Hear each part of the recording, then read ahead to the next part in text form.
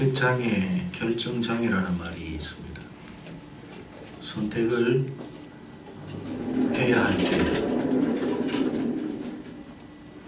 망설이기만 하고 어느 것도 선택하지 못하는 일을 가리켜서 하는 말입니다. 왜 이런 일들이 생기는 것일까요? 여러분, 대개 후회하는 삶을 살지 않기 위해서일 것입니다. 돌이킬 수 없는 후회를 하게 될까봐 선뜻 선택을 하지 못하는 일이라 생각이 됩니다. 흔히 우리가 짜장면을 먹을 것인가 짬뽕을 먹을 것인가부터 시작해서 선택을 하는 그런 일에 매우 망설이고 주저하는 경우가 우리의 일상에 허다합니다. 사람들이 여러분 점집에 들어가서 점을 보는 이유가 뭐라고 생각하십니까? 결정장애이기 때문에 그렇습니다. 스스로 자신의 일에 대한 문제를 결정하지 못하는 거예요. 혹시 잘못 선택할까 봐. 즉 이사를 가야 하는데 어느 날로 가야 합니까? 자기 편한 대로 가면 되는데 혹시 잘못될까 봐 이사를 가지 못하는 거예요. 마음대로. 직장 문제도 그렇고 결혼 문제도 그렇습니다.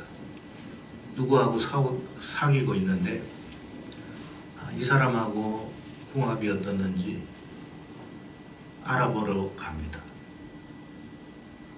여러분, 궁합은 서로 맞추면 되잖아요. 서로 생각을 맞추고 또 서로의 어떤 꿈과 비전을 맞추고 또 경제적인 부분이 있다면 경제적인 부분까지도 서로 상의하고 의논해서 맞추어 가면 되는 거예요. 근데 혹시 이 사람하고 결혼을 해가지고 내가 혹시 인생이 잘못될까봐 사랑하고 있음에도 불구하고 결정을 못하는 거예요. 사업을 하는 사람도 마찬가지입니다. 이 사업이 지금 해도 되는 일인지 안 되는지 그걸 꼭 점집에 가서 물어봅니다. 사람들은 다 알고 보면 결정장애가 있어요. 선택장애를 앓고 있습니다. 크고 작게 차이가 있겠지만 말입니다. 자, 여러분, 선택장애를 극복하는 비결이 있다면 무엇이라 생각되십니까? 먼저 우리가 기억해야 할 것은 사실 인생은 어떤 걸 선택하더라도 결국 후회하는 부분들이 있다는 것입니다. 우리가 그것을 이미 알고 가야 합니다. 다만 후회를 최소화할 수 있는 것이 무엇인가를 좀 더 면밀하게 생각해 보면 좋을 것 같습니다. 두 번째는 정말 인생에 있어서 중요한 문제를 제외하고는 선택에 있어서 자유할 필요가 있습니다. 여러분, 짜장면을 선택해도 후회하고요. 짬뽕을 선택해도 후회합니다. 짜장면을 다 먹고 나서 짬뽕 먹을 거예요. 그런 후회는 의미가 없어요.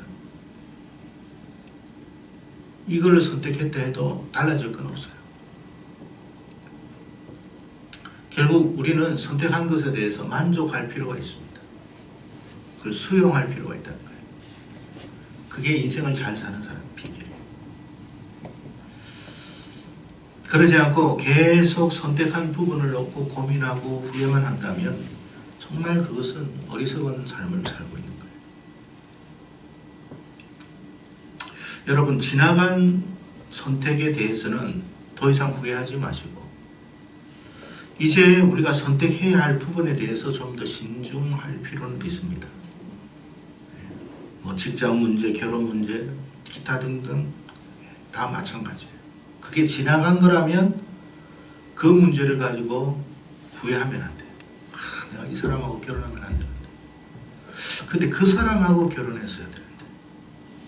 그 이야기를 수백 번 한들 무슨 의미가 있겠습니까? 그때 내가 그 직장을 옮겼어야 되는데. 그런 후회를 한들 여러분 인생을 돌이킬 수 있는 게 아니죠. 그리고 마지막 가장 중요한 부분인데 지금 우리가 선택해야 할 부분에 있어서 가장 우리가 명심해야 할 부분이 하나 있습니다. 그것은 뭐냐면 나의 이 선택과 결정이 하나님 보시기에 어떠한가입니다. 그게 제일 중요해요. 지금 내가 어떤 것을 결정함에 있어서 하나님이 보시기에 기뻐할 일인지 아닌지를 생각해 봐야 돼요. 이게 하나님이 과연 기뻐하실 일인지, 이 선택으로 말미암아 하나님이 정말 기뻐하지 않을 일인지, 그걸 우리가 생각해 봐야 돼요. 여러분, 그걸 생각하기만 하면 우리의 인생의 후회 여부를 결국은 가늠해 볼 수 있어요.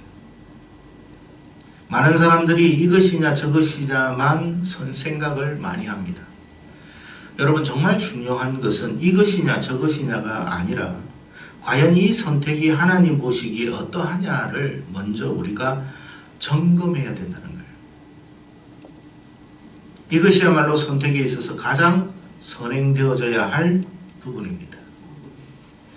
만약 우리가 하나님께서 하나님께서 기뻐하시는 선택을 하게 된다면 결과적으로는요, 후회함이 없는 인생을 살게 될 것이라는 것입니다. 이것이 정말 하나님이 기뻐하시는 일이라면 우리 인생의 후회는 없습니다. 참 그때 내가 잘했구만, 이런 생각을 하게 된다는 거예요.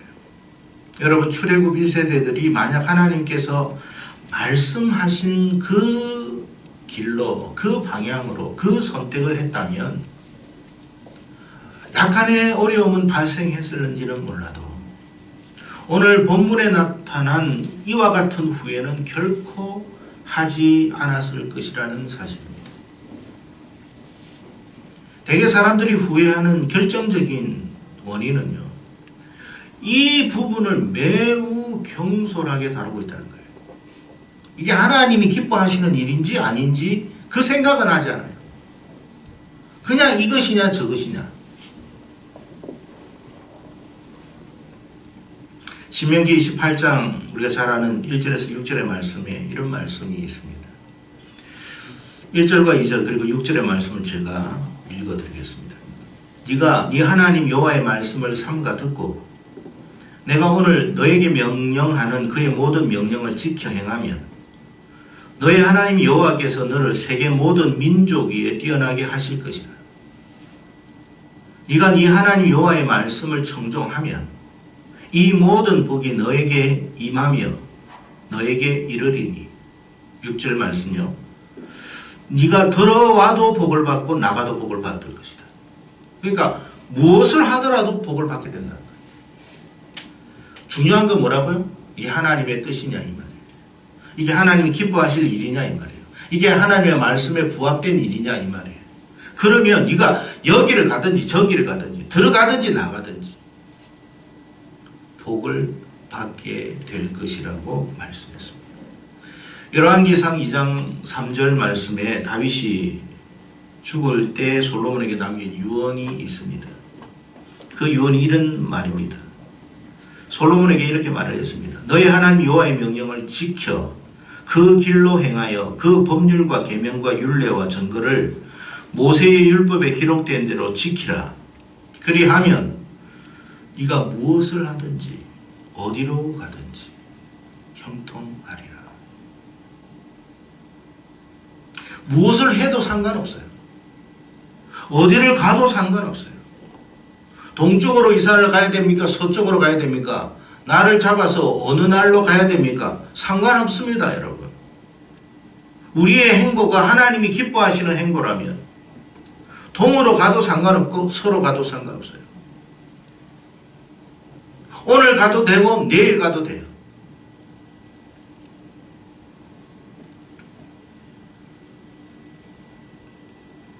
우리가 무엇을 선택하느냐보다 더 중요한 것은 이 선택이 결국 하나님께서 기뻐하시는 그 길이냐 이 말이에요. 우리가 신앙의 길을 걸어간다라고 하죠. 여러분, 신앙의 길이라는 게 뭐예요? 신앙의 길은 종교 생활만을 의미하는 게 아니에요. 신앙의 길이라는 것은 반드시 목회자의 길, 선교사의 길을 말하는 게 아니에요. 신앙의 길이라는 것은 하나님이 기뻐하시는 길이냐 이 말이에요. 그게 신앙의 길이에요. 교회 생활을 오래 해도 하나님이 기뻐하지 않는 일을 자행한다면 그 길은 신앙의 길이 아니에요. 비록 그것이 목회의 길이요 선교사의 길이라 할지라도 그것은 신앙의 길이 아니에요.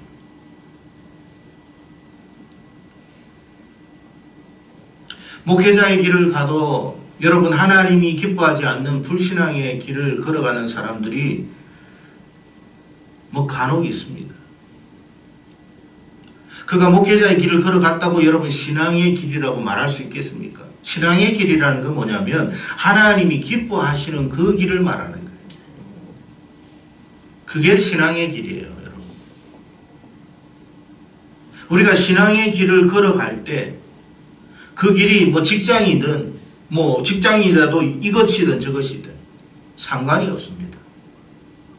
하나님이 기뻐하시는 길이라면, 하나님이 기뻐하시는 일이라면 하나님은 우리 인생의 길에 복을 내리실 것이며 우리 인생은 후회하지 않는 삶을 살게 될 것이라는 뜻입니다.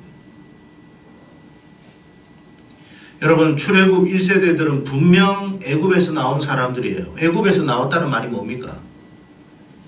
흔히 우리는 애굽에서 나왔다는 말을 세상에서 나왔다, 믿음 생활 시작했다라는 의미로 생각을 합니다. 그러니까 출애굽 1세대들도 애굽에서 나왔으니 신앙생활을 한 거예요. 신앙생활을 출발한 것입니다. 그렇게 신앙의 길을 걸어가고자 결단했던 이 사람들이 문제는 여기에 와서 하나님이 기뻐하지 않는 그 방향과 그 길로 선택하게 되었다는 거예요. 애굽에서 나온 것은 잘한 일이지만 애굽에서 나온 것으로 만족해서는 안 돼요. 우리가 세상에서 벗어나서 이제 신앙의 길을 걸어간다 하고 교회 생활하고 예배 생활하고 기도 생활하는 것 잘한 일이에요. 그 잘한 일이 틀림없습니다. 당연히 그렇게 해야 합니다. 그런데 비록 그럼에도 불구하고 하나님이 기뻐하지 않는 불신앙의 길을 자꾸만 계속해서 반복해서 걸어간다면 그 길은 신앙의 길이 아니에요.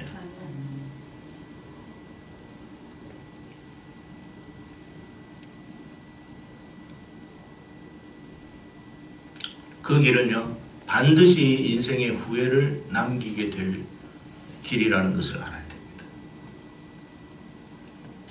성도 여러분, 무엇을 먹을 것이냐를 놓고 우리가 너무 신중해야 할 필요는 없습니다. 아니 말로 저걸 선택했어야 되는데 라고 한다면 다음에 그것을 드시면 돼요.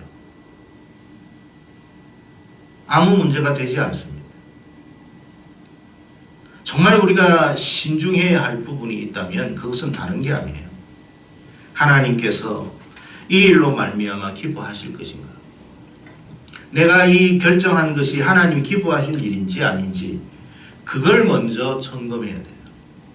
여기 앉아 있어도 여러분 하나님이 원하시는 태도가 아니라면 그게 하나님이 기뻐할 일이 뭐 있습니까? 여기 앉아 있어요. 앉아 있는데 내 마음과 내 영혼은 하나님과 관계가 없다면 이 자리에 앉아 있는 게 무슨 의미가 있겠어요? 이게 과연 신앙의 길일까요?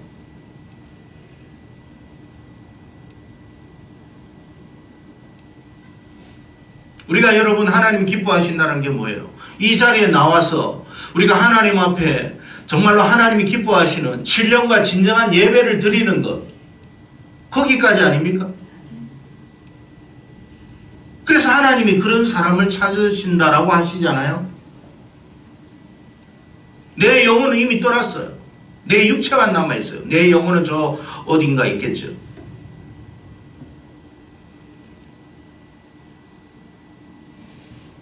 기도를 한다고 해도 하나님 기뻐하는 일이 아니라고 했어요.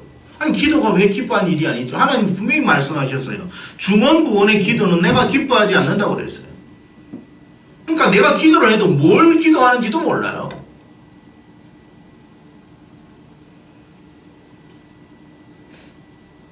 내가 뭘 기도하는지 모른다는 말은 기도할 마음이 없는데 몸은 와 있는 거예요.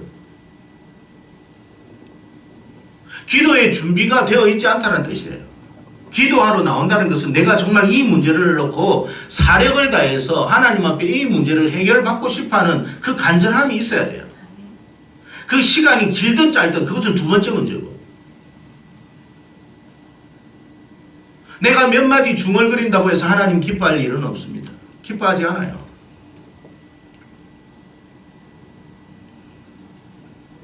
우리는 이런 하나님의 뜻과는 전혀 상관없는 행위를 할 수 있다는 것입니다. 하나님이 원하시지 않는 전쟁, 그렇게 올라간들 무슨 의미가 있겠습니까? 내가 원하지 않는다고 말하는데, 내가 원할 때 해야 되는 거예요. 하나님이 원하실 때 하는 거예요. 지금 하나님이 우리에게 요구하시는 게 있어요. 우리는 그 하나님의 지금의 원하심을 해결해 드리기 위하고 그 마음을 풀어드리기 위한 일들을 해야 돼요. 그게 신앙생활이에요. 지금 하나님은 이것을 원하는데 우리는 엉뚱한 걸 하고 있어요. 지금 올라가겠습니다. 아니, 이미 게임 오버예요. 주님 하지 말라고 하셨어요. 게임 오버니까 이제 하지 말라고 하면 이제는 뭐 해야 돼요? 그냥 40년 동안 돌아야 되는 거예요. 그게 하나님의 뜻이에요. 그러니까 40년 돌기 싫으니까 지금 올라가겠다는 거 아닙니까? 진짜 그러죠. 진짜.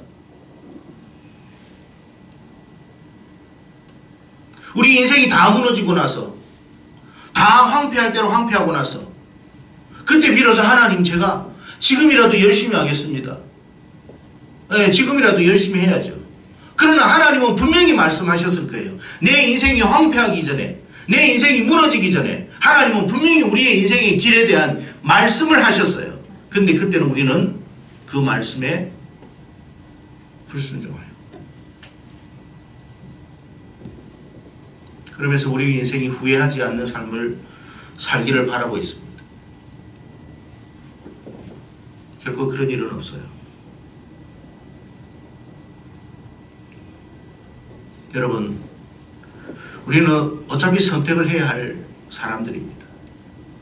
어떤 일이든지 선택을 해야 돼요. 근데 그 선택에 있어서 가장 중요한 것은 이 선택에 하나님의 뜻이 담겨 있기를 우리는 기도해야 합니다.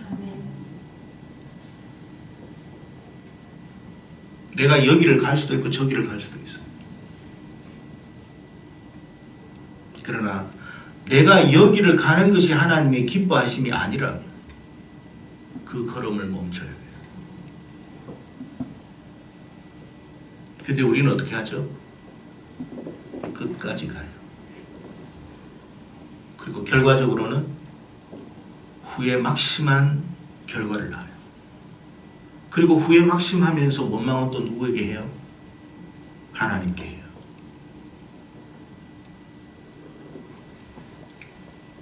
여러분, 우리가 어떤 문제를 놓고 기도하는 이유도 다른 거 아니에요. 주님, 이겁니까 저겁니까? 둘 중에 어떤 겁니까?가 아니고, 하나님, 내가 선택하는 이것이 과연 하나님의 뜻에 부합하고 있는지 하나님 깨닫게 해주십시오. 그렇게 기도해야 돼요. 여러분, 사업을 하시든지 장사를 하시든지 학업을 하시든지 결혼을 해도 마찬가지. 우리는 여러분, A라는 사람을 놓고 기도하죠. 하나님, 이 사람 아니면 안 돼요. 되게 해주세요. 물론 그럴 수 있어요. 그러나 그것이 이 결혼이 하나님이 기뻐하는 결혼인지부터 점검해야 돼요. 그게 아니라면 내려놔야 돼요. 충분히 기도해야 하는 이유는 그거예요. 우리가 충분히 기도하는 것은 하나님 복불복입니다. 어떤 것이어야 합니까? 그거 아니에요. 하나님은 점쟁이가 아닙니다, 여러분. 하나님은 우리의 어떤 결정장애를 선택해 줄 그런 어떤 신이 아니에요.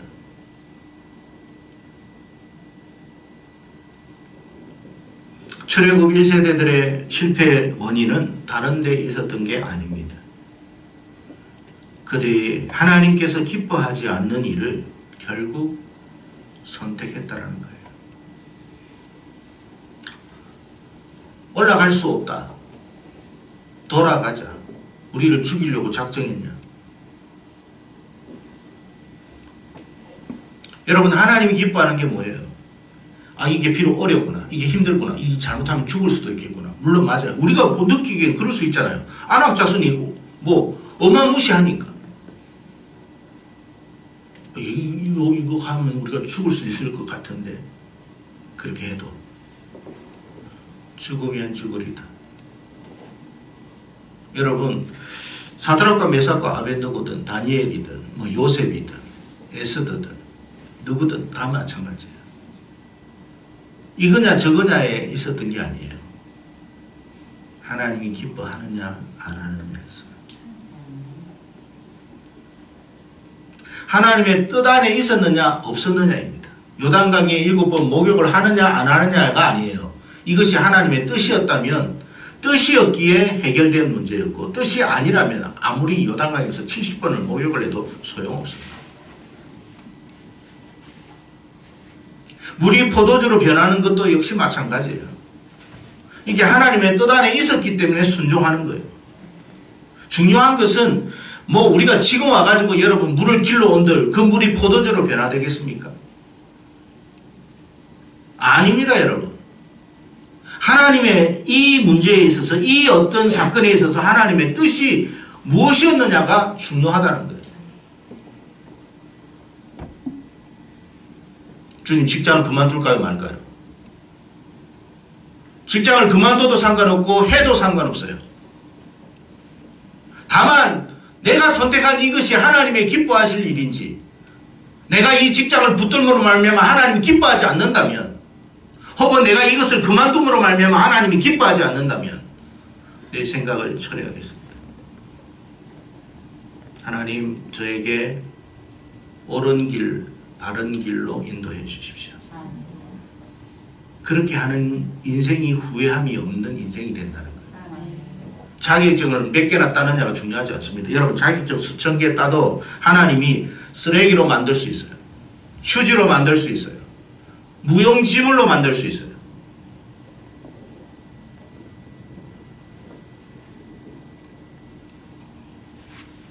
우리는 이 부분을 너무 간과하고 있습니다. 이게 하나님이 기뻐하는 일인지. 우리는 어떤 걸 생각하느냐면 이게 내게 얼마나 이익이 되느냐 손해가 되느냐 그걸 따집니다. 하나님이 기뻐하느냐 안 하느냐는 그 두 번째입니다. 아니, 생각도 없는지도 모르죠. 이게 내에게 이익이 되느냐 손해가 되느냐.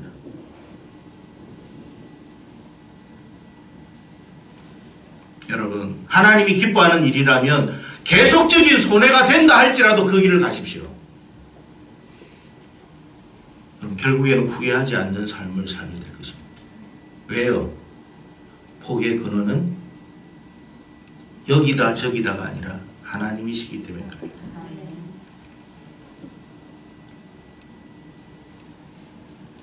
이 일을 내가 원하느냐 원치 않느냐 그거 아니에요. 내가 이걸 하고 싶으냐 하기 싫으냐 그거 아니에요. 우리 인생에 있어서 하기 싫은 일이 더 많습니다. 우리 인생의 선택함에 있어서 내가 원하지 않는 것이 더 많습니다. 비록 그리 할지라도 이게 하나님의 뜻이라면, 비록 그 길을 걸어가게 된다고 하면 반드시 하나님은 어떻게 하신다고요? 복을 주실 줄로 믿습니다.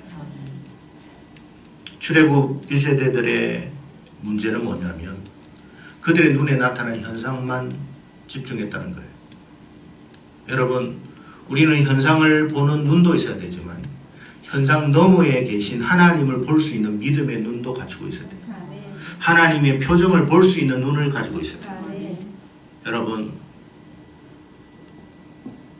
인간관계에서도 마찬가지예요. 그 사람을 보고 그 사람 너머에 계신 하나님을 보세요.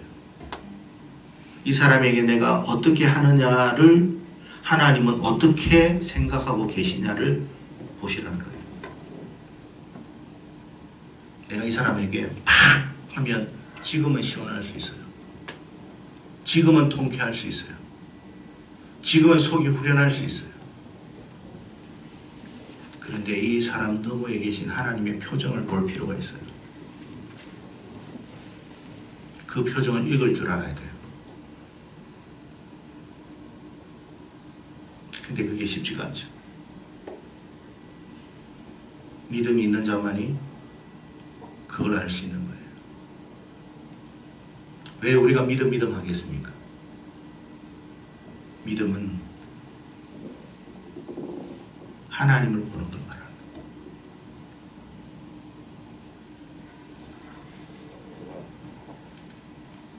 여러분, 하나님은 복의 근원이심을 믿습니까? 복의 근원은 하나님이십니다. 그러니까 우리는 복의 근원을 알아봐야 돼요. 복의 근원의 표정을 읽어야 하고 복의 근원 대신 하나님의 마음을 읽을 줄 알아야 돼요. 그것을 살필 줄 알아야 돼요. 그것만 살피기만 한다면 당신의 인생은 틀림없이 분명히 확실히 후회가 없는 인생을 살게 될 것입니다. 여러분, 아브라함과 롯과의 관계 속에서 여러분, 아브라함이 선택했던 그 곳과 롯이 선택했던 곳을 우리가 봅니다. 롯은 눈에 보이는 좋은 땅을 선택했어요. 그러나 아브라함은 네가 먼저 선택하라고 했습니다. 사실 그럴 필요가 없는데 아브라함은 그랬어요. 롯을 보면 분명히 이놈이 좋은 걸 선택할 것이야 라는 생각을 아브라함이 못하지는 않았을 것입니다. 그럼에도 불구하고 그렇게 했던 이유가 뭘까요? 그는 하나님만 바라보고 왔기 때문입니다. 롯을 떠나보낸 아브라함에게 하나님이 나타나셨다고 창세기는 말씀하십니다. 그리고 하나님께서 아브라함에게 천막에서 끌어내어서 하늘을 보라고 말하면서 이렇게 말씀하셨어요. 저 하늘의 무별을 바라보라. 이 자손을 그렇게 만들어줄 것이다. 그 말씀대로 아브라함의 인생과 롯의 인생은 완전히 달라졌어요. 롯은 선택을 잘했다고 생각할지 몰라도 그 선택은 최악의 선택이었어요. 여러분, 우리가 눈에 나타난 보이는 대로 현상대로 쫓아가면 결국 그런 인생 되는 거예요. 잘 살았던 것 같죠? 잘 산 거 아니에요. 정말 미련하고 어리석게 산 거예요. 우리의 머리로 계산하지 마세요. 하나님의 머리를, 좀 죄송한 표현으로 쓴다면 하나님의 머리를 충분히 이용하세요. 이런 표현은 정말 써서는 안 될 표현이지만 그렇게 밖에 말을 할 수가 없어요. 그게 정말 지혜로운 사람이에요. 내 머리를 굴려봤자 IQ가 얼마나 되겠습니까? 그러나 하나님의 머리를 사용한다면 그 지혜는 무궁무진합니다.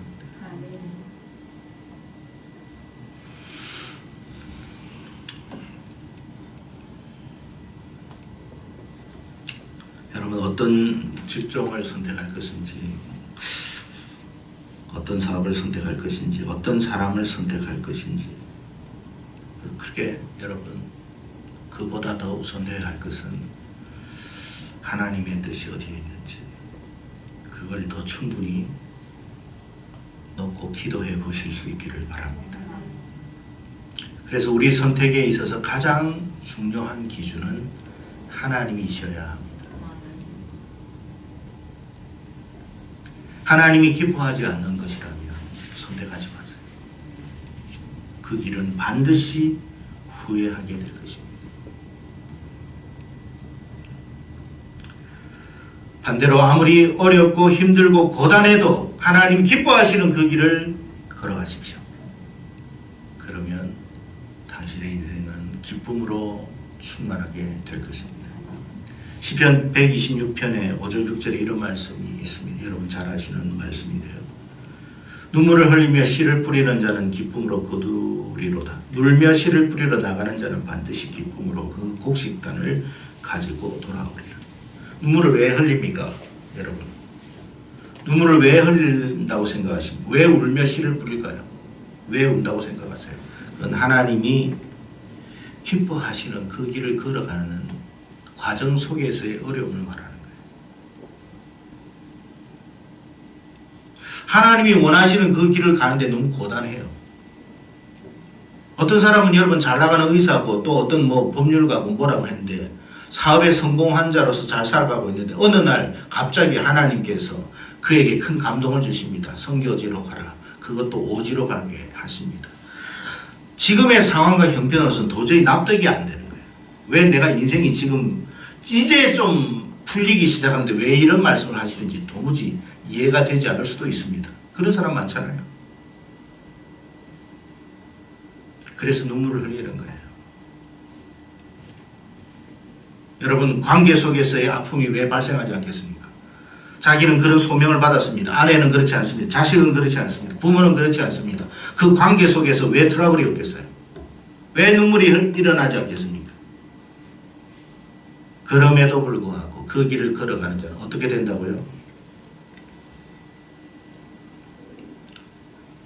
기쁨으로 반드시 그 곡식단을 가지고 돌아올 것이라 했습니다. 이게 신앙의 길입니다. 여러분, 우리가 계산을 하면 얼마나 계산할 수 있겠습니까?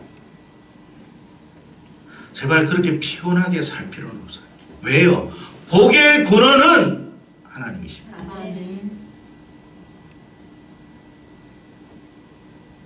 그래서 신앙생활 하는 사람은 매우 담백해지고 단순해집니다. 저게 바보 아니야? 멍청이 아니야? 왜 저렇게 살지? 그렇게 생각해도 그의 배우가 누가 있습니까? 그의 배우에 누가 있어요? 그 인생의 길을 누가 지켜줍니까? 복의 근원 되신 하나님이 지켜주는 거예요. 아멘. 이 사실을 믿으시면 아멘 하시기를 바랍니다. 아멘. 여러분, 진정 후회 없는 인생을 살고 싶다면 이 일이 어려우냐 쉬우냐, 내가 지금 예배를 드릴 것이냐 말 것이냐, 그러지 마세요. 오늘 정말 하나님 좀 쉬고 싶어요. 그런 생각이 정말 우리의 삶 속에 얼마나 많이 들겠습니까? 그때 하나님께 한번 여쭤보고 결정하세요. 왜요? 우리의 건강과 생명도 하나님의 것입니까? 아멘. 그분이 주관하는 거예요. 아멘. 내가 주관하는 거예요. 우리는 다 하나님이 주관한다고 하면서 우리의 방식대로 우리의 계산대로 살아요. 그러면서 인생을 나중에는 후회하게 되죠.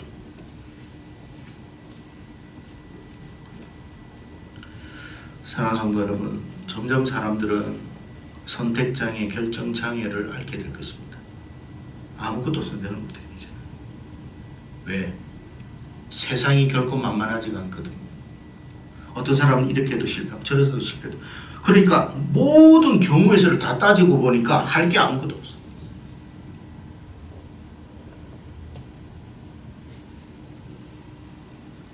여러분, 우리는 경우의 수를 따지기보다는 하나님의 뜻을 살펴야 돼요. 아멘. 여러분, 어떤 일을 해도 어떤 사람은 잘 되는 사람이 있어요, 없어요? 자, 봅시다. 지금 이 코로나 사태로 사업이 너무 잘 되는 사람이 있을까요, 없을까요?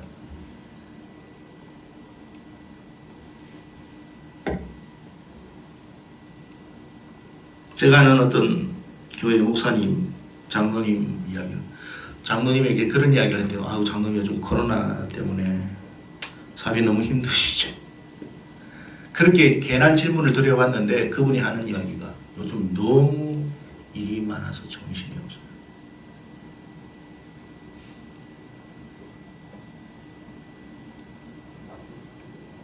여러분,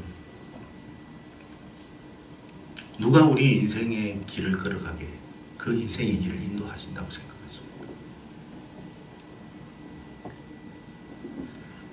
분명히 하나님이심을 믿습니다.